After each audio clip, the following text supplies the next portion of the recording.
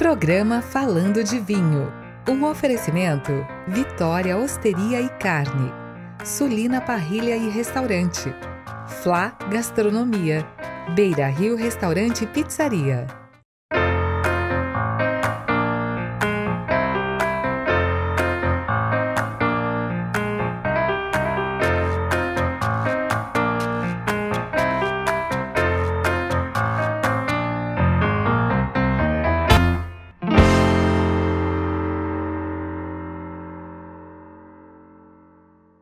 Está no ar mais um Falando de Vinhos. Estou aqui com o Vitor de Freitas, mais uma vez sommelier W7, mestre em vinhos, doutor em vinhos.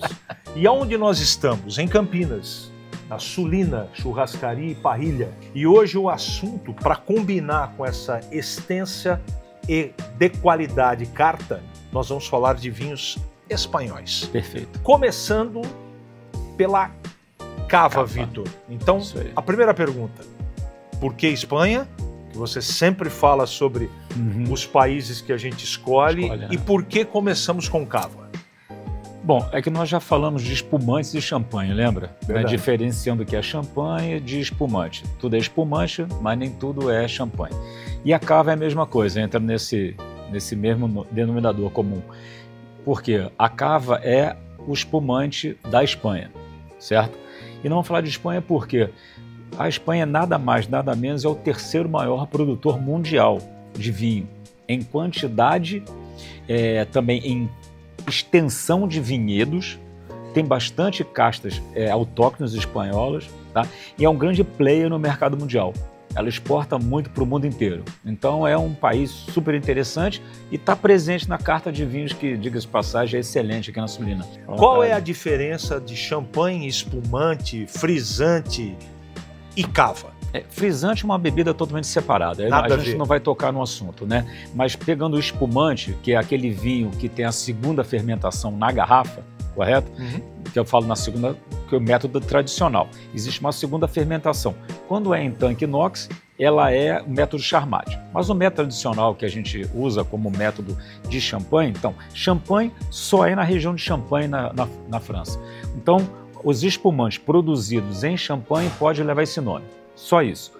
Depois, os espumantes no geral, nós temos no Brasil e vários outros países. E na Espanha, seguindo o método tradicional e os detalhes que nós vamos passar para os nossos telespectadores, o nome é Cava, tá? Mas a Cava é espumante espanhol, produzido no método tradicional e com os detalhes que nós vamos passar para o pessoal.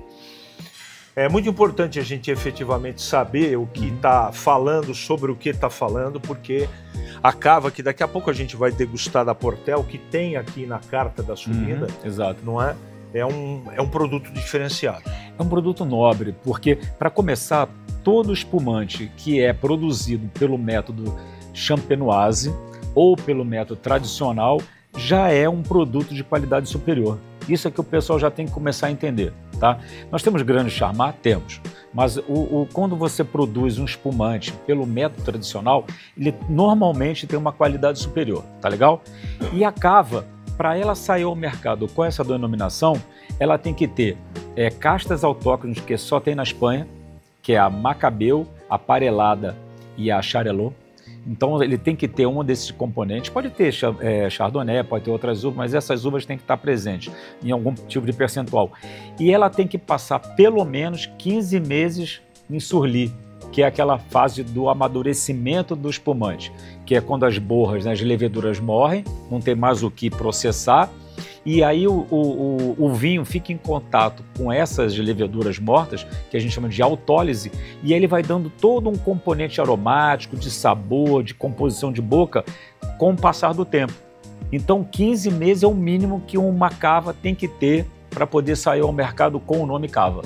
Cada casa, cada vinícola tem a sua receitinha especial. Cara, o espumante, né, é uma bebida muito interessante, porque você guarda o vinho base, né, de diversas safras, de diversas localidades. Então, cada casa, cada vinícola tem a sua, como você falou, receita, que ele vai pegar um pouco do vinho base de uma parcela, ou vai pegar um pouco de uma safra e vai fazer sempre um blend para que esse espumante saia sempre com as características da vinícola. Ela é diferente de outros vinhos que sofrem alterações de acordo com o blend ou de acordo com a safra. Espumante não. Espumante, a casa tende sempre a manter aquele padrão que eles querem. Porque a cava, a marca, ela acaba remetendo para a marca registrada dela, é o sabor da cava. Porque ela vai levar as castas espanholas, uma ou outra internacional junto, né? O método de se fazer e, obviamente, as DOC, né? Porque, assim, nós temos que imaginar que a Espanha, como outros países, tem as suas denominações de origem. E a cava, onde que ela fica? Ela fica na região, principalmente de Penedès, que é próximo de Barcelona, que é da onde vem essa cava aqui. Então, aquela região traz o quê? Traz o frescor, né? Está mais próximo do litoral, então tem tudo isso. Quer dizer, nós temos também as denominações de origem. A cava é um espumante espanhol, mas de onde ela vem principalmente? Ela vem dessa região. Então a gente gosta de passar essas dicas. Vai comprar um espumante espanhol? É uma cava? Já sabe que é uma qualidade melhor. E de onde ela provém? Provém de Penedès, está ali próximo de Barcelona, daquela região? Bacana, então você está no caminho certo. E a relação qualidade e a uva escolhida para desenvolver a cava? Então, aí que vai a receita do enólogo, entendeu? Porque eles têm que trabalhar, lógico, eles vão trabalhar com essas castas deles, que já são o quê? Estudada, conhecida, já de gerações e gerações. Aí, como eu tive a oportunidade de tomar agora, lá quando a gente degustou na Moya Wines, a gente conheceu uma cava sensacional de uma outra região de Utiel-Requena, que ele põe um toquezinho de Chardonnay, mas sabendo que tem que seguir aquele método tradicional, como se fazia a cava, para atingir no mínimo um padrão de qualidade mínima para sair no mercado. Isso Aliás, aqui é legal. Fica aqui o nosso agradecimento. A Moya Wines acabou nos concedendo os vinhos, né? A Moya Wines, ela é responsável por essa carta na totalidade da Sulina, entre outros restaurantes e estabelecimentos. É um trabalho diferenciado. Fica aqui o nosso abraço e o nosso agradecimento ao César Moya, ao Tomás e também à Juliana. Eles nos convidaram para participar dessa degustação. Tinham 2 produtores fantásticos lá, que é o da Chozas Carrascal, um espanhol, que estava à presença do proprietário e enólogo, e inclusive agrônomo, como eu, ele também é agrônomo, o papo foi ótimo, degustamos vinhos muito bons, e depois com o da Von Simmental, né? O filho de um suíço que tem uma outra vinícola fantástica também, então foi muito bacana, foi um momento bem bacana lá com o César lá e o pessoal. E esse bate-papo é muito importante, principalmente para renovar conhecimento. Todos nós, aqueles que não são especialistas como o Vitor nós temos as limitações por não conhecer a história de cada país, de cada região, os tipos de uva, os tipos de vinho e, nesse caso, a cava. Conversar com o produtor sempre é bom, entendeu? Lógico, eles sempre vão passar as suas particularidades, mas você conversando com ele, você vai notar os detalhes, os cuidados, por que é um vinhedo orgânico, a quanto ele está de altitude, a quanto ele está de proximidade do mar. Então, eles passam para a gente coisas que você não tem apenas lendo, né? A bibliografia, apenas diante de um texto. Então, conversar com o produtor é sempre bacana, foi muito bom. Ô, Vitor, uma coisa que todo mundo também percebe é o preço final desses produtos. Por que a cava é tão mais barata que uma champanhe? Primeiro, porque o país é mais barato, né? Tanto Portugal como a Espanha, o custo de produção é mais barato. Mão de obra, né? E quantidade, certo? Por exemplo, nós temos algumas coisas também na Itália muito barata, vem coisas muito baratas para cá. Né? Você pega lambruscos aí, super, né? Não quer dizer que a qualidade seja boa. Prosecco. Mas a Espanha, ela tem quantidade e qualidade, então o custo espanhol é um pouco mais barato e eles têm muita quantidade. Né? Fora que, como eles não têm uma grande apelação ainda, ou então alguns produtos franceses já têm muito nome no mercado e a Espanha está buscando isso, né? A concorrência grande, então a gente consegue realmente encontrar vinhos espanhóis, eu acho, excelente custo-benefício. Não só a cava, que eu inclusive eu tive agora lá, né, na Moya, realmente eu comprei uma em torno de R$100, fantástica, com um toque de brioche, já com uma qualidade superior, né? Bom a gente está sempre, né, degustando para buscar essas coisas, mas como também vinhos tintos, cara. Você encontra alguns vinhos bastante interessantes no mercado. A Espanha é um país para a gente ficar no radar. A cava é uma bebida dinâmica. Ela combina, ela harmoniza com o que especialmente? Então, a gente pensou na cava porque, vamos pegar aqui a Sulina, que é um ambiente gostoso, né, de você vir com a família, com os amigos, e você começar com espumante sempre é agradável, porque ele combina com praticamente todas as entradas, né? Principalmente quando você tem qualidade, quando você não tem só a fruta, mas você tem bastante acidez, então ele vai bem com queijo, vai bem com um pequeno croquete, com uma pequena fritura, ou mesmo um pequeno canapé. Então ela vai limpar aquela gordura da sua boca, vai te convidar a um outro gole, e o espumante é algo festivo, né, para você começar. Mas um espumante com essa qualidade, você já vai até um pouco mais além, né? Eu acho uma excelente bebida, uma excelente opção para começar uma noite. Eu também gosto muito, né? Gosto muito mesmo. Eu acho que eu fiz de propósito essa colocação, porque acho que essa bebida coringa, eu chamo assim, espumante, champanhe, enfim, cava, eu acho que combina com um monte de coisa. Existem algumas máximas, existem regras, para tudo tem regra, mas eu acho que combina com muita coisa legal, principalmente no que você colocou. A entrada, a primeira bebida, né? Eu já participei de jantares harmonizados só com espumante. É uma experiência diferente, do princípio ao fim. Então, como é que você vai fazendo a diferença? Você começa com uma mais leve, depois você vai passando para outras com um pouco mais de autólise, até terminar com outras que já tem aquele toque adocicado maior para combinar com a sobremesa no final. Quem já participou, né, sabe do que eu estou falando, realmente é uma experiência bastante interessante, mas tem que ser acompanhado de um bom profissional para que indique realmente espumantes que combinem com todos os pratos que vão ser servidos. E aqui existe uma extensa carta de espumantes também. Aqui o Portel, que a gente vai experimentar daqui a pouco, custa na Sulina R$ 129. Um preço absolutamente honesto para quem conhece do mercado do vinho. Exatamente. Enfim, eu vou para um rápido intervalo comercial. Na sequência eu volto com o Vitor aqui. A gente vai saborear, vai degustar, vai experimentar essa cava da Portel, porque nós estamos falando da Espanha. É um rápido intervalo e eu volto já já.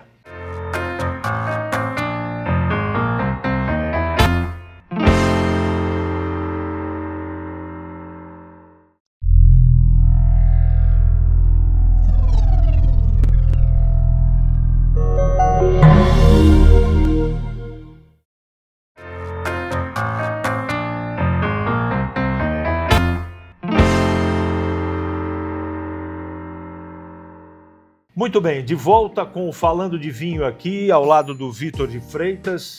Bom, Vitor, essa cava espanhola, nós estamos falando de cava, né?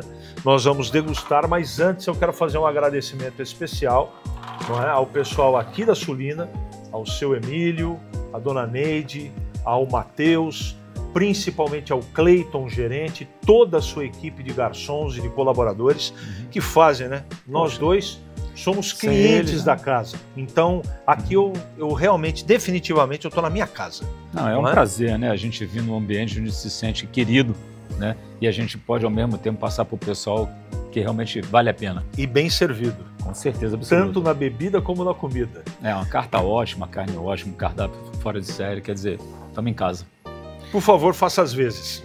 Então, eu gosto sempre de chamar a atenção para o pessoal que abrir espumante, mesmo que seja festivo e tudo, não se abre como você vê na Fórmula 1, tá?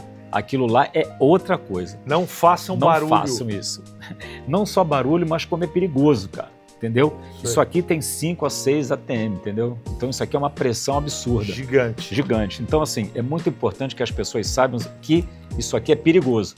Botar o rosto na frente, poder a rolha sair voando, bater no olho de alguém é um perigo danado. Então assim, você vai abrir, eu estou abrindo aqui diferente de um sommelier, que o pessoal pega pelo fundo da garrafa. Como a mesa está aqui, a gente não está de pé, mas o interessante é o seguinte, segurar firme a rolha, deixar a gradezinha de segurança junto e fazer isso, ó. Tá? Você nem ouve o espolcar. Não é assim, entendeu? E tem uma razão de ser. Não só a parte de segurança, mas para preservar aquilo que o produtor tanto batalhou. Trabalhou aqui, né? O cara tem um trabalhou, trabalho essa na garrafa loja. Ficou meses lá, né? Ele virando todo dia. Aí o cidadão chacoalha. Pá! Aí sai todo o gás aqui de dentro. Aí você não tem aquela perlagem que tanta gente quer ver. Porque o gás faz parte da qualidade da bebida. Sem dúvida. Mas pouca gente sabe disso. E não só na qualidade, como na avaliação, tá? Todo mundo pode ver que as bolinhas estão se desprendendo aqui do fundo da taça. Quanto mais bolinha, melhor a qualidade ou não tem uma relação? Tem uma relação, é isso que a gente está mostrando para o pessoal. Quanto maior a quantidade de bolhas e quanto mais finas elas são, melhor é a qualidade. Quando você avalia um espumante, vamos falar de espumante no geral, seja cava, seja champanhe, o visual já diz alguma coisa, que seja a quantidade de borbulhas e a fineza das borbulhas. Isso é sinônimo de qualidade. E a coloração dela, Vitor? Também. Ela não pode estar muito escura, mas existem champanhes com muito tempo já de autólise, que elas são mais amarelas, vamos dizer assim, mais douradas, tá? Do que essas assim que são mais frescas. Então, isso aí denota mais a idade, né? E não qualidade ou defeito, mas você tem que prestar atenção. Quando você se deparar, mesmo com vinho branco, como um espumante muito mais dourado, mais para âmbar, você tem que tomar cuidado, você tem que olhar o histórico dele. Falar, não, realmente, ele foi feito para isso. Ele ficou muito tempo, né, adega muito tempo para uma autólise. Você está tomando um rumo aí da conversa muito interessante. Uhum. Quando eu vou escolher a minha bebida com gás, que é espumante, champanhe, cava, etc., né? É importante olhar a safra? E se é importante, por quê? Não. A maioria dos espumantes no mercado não é safrado. Espumante não tem safra. Ela vem escrito NV, não vintage, tá? A maioria, estou dizendo a grande maioria. Existem espumantes especiais, principalmente champanhes, safrados, tá? A safra foi tão especial que o produtor resolveu fazer um espumante, resolveu fazer um champanhe daquela safra. Lembra que a gente falou que eles fazem corte, fazem blend de safra e de locais para manter a tradição da casa? Sim. Nesse caso, eles quebram essa tradição, porque foi tão boa aquela safra que eles vão fazer, não, nós vamos fazer um espumante safrado diferente de tudo porque é excepcional. Mas na verdade é mais marketing, né? Não. Não? Não. Se você chegar para mim e falar assim, Vitor, você quer uma Cristal, que é um grande champanhe, você quer ele num vintage ou você quer um safrado? Eu vou pedir um safrado. Mas é mais caro também. É lógico. Não tem jeito. Não tem jeito. Não tem multiplicação dos peixes. Não tem. Ele pegou aquela microparcela, pegou aquela safra excepcional e falou assim, vou fazer um champanhe, um espumante safrado. Já que a gente está falando de cava, aqui também tem graduação de açúcar? Também. Brut, demi-sec, como é que funciona na cava? Na cava, a maioria é brut, tá? Mas como você sabe que nós temos... Doutor? Porque é a característica da cava, tá certo? Como eu falei para você, quem decide é o enólogo, é a vinícola, o que ele quer colocar no mercado, tá certo?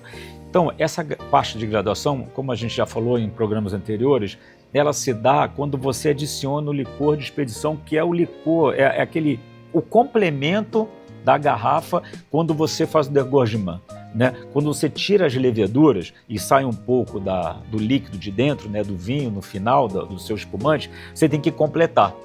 E esse completar é que aí vai o grau de doçura. Então, ali que você vai falar, eu vou botar ele com mais açúcar residual, menos açúcar residual, zero de açúcar total, um natur, um brut, entendeu? É no final do processo. Aqui na cava, nós estamos tomando um brut, que são a maioria das cavas, né? Isso é importante colocar, porque para quem nunca experimentou, sabe que é um sabor um pouquinho mais acentuado. Você não vai procurando nas grandes cava docinha que não tem. Aí é outra bebida, aqui como no Brasil. Quando você vai procurar um espumante brasileiro, né, que o pessoal gosta, mais docinho, você vai para o moscatel. Entendeu? Dificilmente você vai encontrar lá um espumante dulce natural. É muito raro. Mas você vai encontrar o quê? O nosso moscatel. Vamos ver o que a gente vai encontrar aqui? Bebida límpida, brilhante. Mas você percebe, É por isso que é uma bebida festiva, né? A intensidade aromática ela já vem de cara, né? E outra coisa importante, a não ser numa degustação muito técnica, você não sacode a taça para sentir o cheiro no espumante, entendeu? Você só aproxima. Você só aproxima. Aí depois você bebe. Ao final, se você quiser, você pode depois sacudir, porque se você fizer isso, você vai tirar todo o gás da bebida. É que nem você pegar uma garrafa de Coca-Cola, chocalhar e tirar o gás. Ou uma água com entendeu? Gás. Aí você vai perder todo esse prazer das borbulhas, né? Então você vai muito frutado, um toque já aqui de tostado, né? Um nariz maravilhoso. E na boca? O que você achou? Aqui tem abacaxi. Pera. Um toque de pêssego. Pêssego também. Agora, eu vou me adiantar e vou falar para você uma coisa importante. Tem um outro detalhe no espumante que a gente leva em consideração, que é o que a gente acabou de fazer. A hora que você põe na boca, o vinho tinto ele pesa, o vinho branco ele tem frescor, acidez, e o espumante. Você percebeu que a tua boca enche de borbulha? Isso é o chamado mousse. Tem uns que se você colocar uma quantidade muito grande na boca e você bochechar, ele vai espumar tão parecendo saleno que se tomar cuidado, você vai até engasgar. Você tem que tomar cuidado, porque um espumante, né, no caso uma cava de boa qualidade, o mousse é muito grande, ele enche a tua boca. E isso é um outro item de qualidade quando você está degustando espumante. O que você recomenda, por exemplo? Tomar uma água com gás antes de você saborear o espumante, a cava, ou isso não tem nenhuma interferência nessa coisa da degustação? Muito pelo contrário. Antes de uma degustação técnica, você que é diferente tem que tomar... do tinto, do vinho. Mas para qualquer um, para qualquer vinho. Tá. Você tem que pôr um pouco, dar uma bochechada e tal, e depois você começar a degustação técnica, para você poder acostumar as suas papilas, porque o primeiro gole é sempre complicado, né? A minha esposa tem uma sensibilidade muito grande ao amargor. E ela pega a taça de vinho tinto, ela já põe na boca, toma um primeiro gole, ela fala assim, esse vinho tem amargor. Eu falei, calma, esse é o primeiro gole que você está fazendo, entendeu? Deixa passar um primeiro e segundo para depois você ter uma percepção melhor. É isso que acontece normalmente. Então com o espumante é a mesma coisa, dá um gole, numa análise técnica, lógico, né? Agora, o que é bacana você perceber numa cava ou num espumante de boa qualidade? A persistência, que ela fica em boca, né? Essa mescla entre o toque do tostado, né, do brioche, do fermento, é a fruta. É bem boa. Bem boa, né? Boa. E outra coisa que você percebe é esse mousse, essa coisa agradável, essa acidez, esse frescor. Então, quando você... E outra coisa, sabe, muito importante no espumante, é o amargor.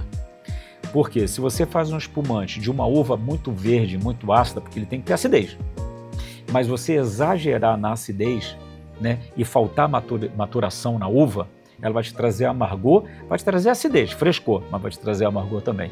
Então, a uva para espumante é outra coisa. É uma outra colheita, é um outro ponto de maturação, é outra coisa.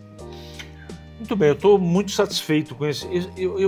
Eu confesso, eu gosto, mas eu não tenho o hábito, por exemplo, de ficar tomando uma cava, tomar uma champanhe, espumante. Eu não tenho o hábito, mas eu confesso, todas as vezes que eu saboreio, que eu degusto, é uma delícia. E eu sempre falo para todo mundo, por que o vinho é uma coisa bacana?